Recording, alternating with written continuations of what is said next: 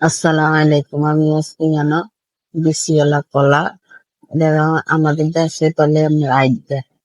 এগুলারে ওই যে তুফানে হচ্ছে গাছ, এরপরে অনেকগুলারে কি করবো মারতে, এগুলারে কলগা করবো।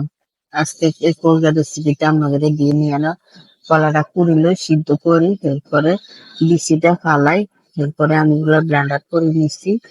এরপরে এই জায়গায় কড়াই মধ্যে দিলাম পরিমাণ মতো তেল, দিলাম পেঁয়াজ কুচি, রসুন কুচি, এগুলা দিয়ে ভালো করে একটু লাড়ি চাড়ি লবণ দিয়ে দিলাম। এরপরে দিয়ে আমি জায়গার মধ্যে রসুন বাটা আর আদা বাটা দেওয়ার পরে এগুলাকে ভালো করে আপনার বাইশতে ভাজি একটু।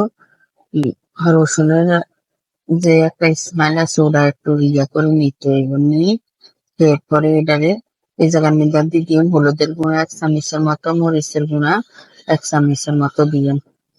দেওয়ার পরে এরপরে এগুলারে ভালো করে একটু হইলে কষানি হইলে আমি করি এই জায়গার মধ্যে কিছু চিংড়ি মাছ আর কই মাছ 2টা আর হচ্ছে শিং মাছ 2টা, এগুলো আমাকে পুষ্করি তাজা মাছ। এইভাবে একবার রান্না করি দেখুন, খুবই মজা। আর আমার শরীর লাগে খুবই উপকার। পারলে কিছু থানকুনি পাতা লগে দিবেন, দিলে আরো ভালো হইবে। আমরা সকালবেলা খুশি তো এটালে থানকুনি পাতা আব্বা আনতে হরেন, সময় পায় না। এই যে এরপরে এগুলা কষানি হইলো, ভালো করে পানি দিচ্ছি, কষানি হইলে তো নারিকেল বাটা দিয়ে দিচ্ছি কিছু, আরো কিছু দিয়ে নারিকেল বাটা। আমরা কলা কম তো, মানুষ বেশি, এটালে আমরা নারিকেল একটু বাড়াই দিচ্ছি।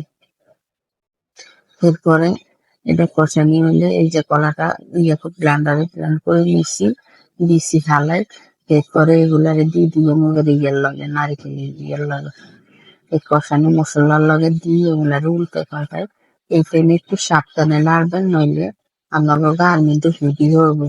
দিলে এই টাইমে তো একটু ঘন থাকে, এগুলো হুটবো।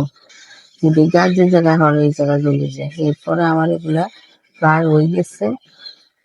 এবার আমি উঠানের আগে কিছু ধনিয়া পাতা দিই, এরপরে নামা লাগে নিজে। আমার কলার রেসিপিটা হয়ে গেছে। যদি আমার কাছে ভালো লাগে একটা লাইক দিবেন, কমেন্ট করিবেন, শেয়ার করিবেন, সাবস্ক্রাইব করে দিবেন। আসসালামু আলাইকুম।